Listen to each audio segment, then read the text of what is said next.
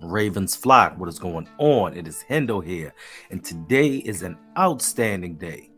Listen, all we've asked for was control. Shout out Janet Jackson, and this is what we have now.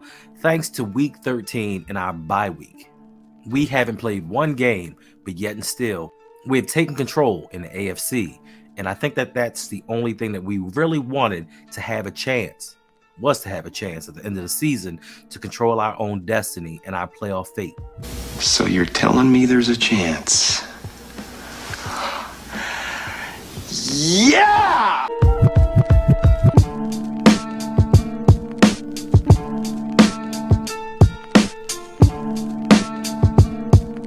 Not only did we not get fired on our day off, we got a promotion on our day off. Thanks to the help of the Arizona Cardinals defeating the Pittsburgh Steelers, we are now another game up in the AFC North for the AFC North title. Then later Sunday evening, the LA Rams took care of Joe Flacco. That's right, Joe Flacco and the Cleveland Browns, distancing ourselves from them as well. Then, when you thought your Week 13 Sunday could not get any better than that evening, Patrick Mahomes went into Lambeau Field and felt the love. Jordan Love, that is. He dominated the Kansas City Chiefs, and the number one threat to me in the AFC was taken down. The Chiefs are not looking good. Their offense is looking pretty bad right about now. They're failing to put up 20 points. They're failing to score in the second half of games. Their wide receivers have been credited with 30 drops this season. Now, I know we think in Ravens Kingdom, wide receiver and drops are a bad thing, but 30 drops in a season by a core, it's a little bit rough. But with that loss, Kansas City now dropped another game and are currently sitting in third.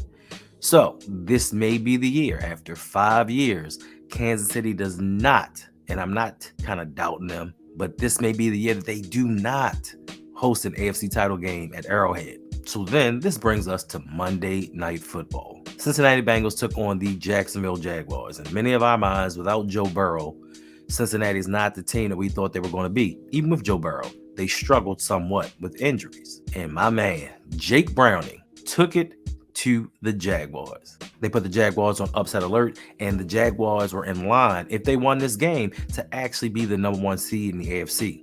Not a truly dominant team, but they had the shot to take over the number one seed from the Miami Dolphins. But they laid an egg and possibly lost Trevor Lawrence for some time, for the foreseeable future.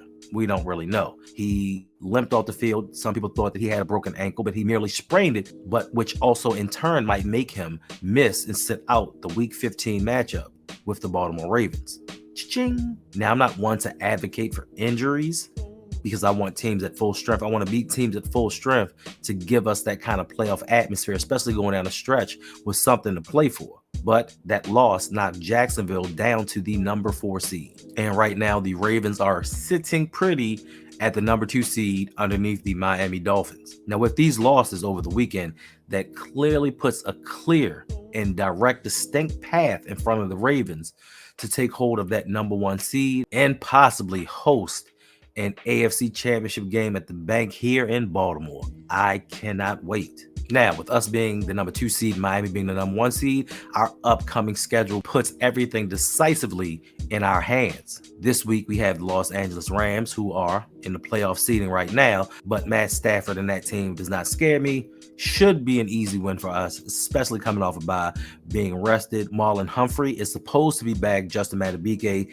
has cleared concussion protocol and should play as well. Then the following week, we take on the Jacksonville Jaguars, possibly minus a Trevor Lawrence, even though that was going to be probably, maybe, kind of sort of a tough matchup. Now it makes things a little bit easier. And also during that Week 15 matchup, the Miami Dolphins take on the Dallas Cowboys, which is going to be a tough game for them, especially since they have not beaten a team over 500 all season long. Then Week 17, we take on the Miami Dolphins. So even if they do win against the Cowboys, we play them one-on-one. And if we beat them, we can possibly take over the number 1 seed.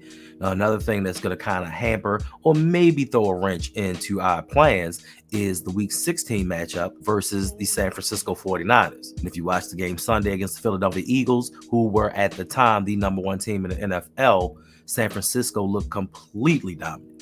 They threw a 42 burger on the Philadelphia Eagles at home.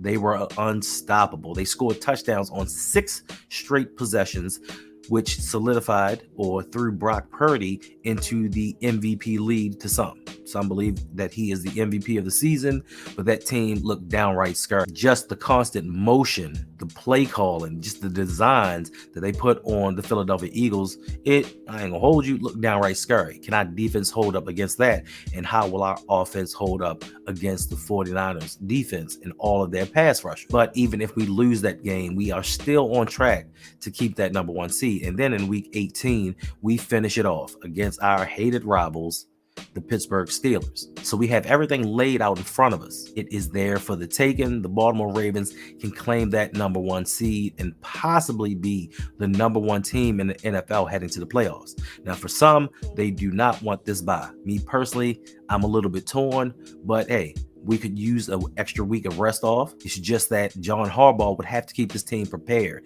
have to keep them laser focused on the goal at hand. We can't go out there, take a week off, become complacent, and lay an egg. And then if we have certain things wrapped up by week 18, what do we do then? Do we sit our starters? Do we plan for a half? These are some things that are going to be conducive to the Ravens winning in the playoffs in 2023. Hopefully we get to kill that stigma that Lamar Jackson cannot win in the playoffs. This is the year that the Ravens are primed to take a path straight to the AFC Championship game. Miami is beatable. The Jaguars are beatable. Kansas City looks very vulnerable. I'm not sure if we're going to have to worry about Buffalo. The Steelers are down. Cleveland's without a quarterback. The Texans, I'm not even going to hold you. The Texans look like if they get certain things to break the right way, they could be a tough out. But they don't have Tank Dell, their second leading receiver. But CJ Stroud is pure magic. So I think the way that things are laying out for us this season, if we do not make it to the AFC Championship game, some heads need to roll. Some things need to change because everything is falling into place. All right, make sure you go down to the comment section. Let me know how you feel about the Ravens' path to the AFC Championship. Also, if you're new here, like, subscribe, share this video with others so that it can be pushed on the YouTube algorithm so we can help this channel grow. And do not forget to ring that notification bell so you are aware when I come out with new videos, because later this week, hopefully, fingers crossed, knock wood, knock knock, I get my monetization back. So these videos are going to be coming fast and furious. I need to recoup my money. I need to get some coins. I need to get paid off of these videos. But anyway, appreciate you all for hanging out for this video. And until next time, it's your boy.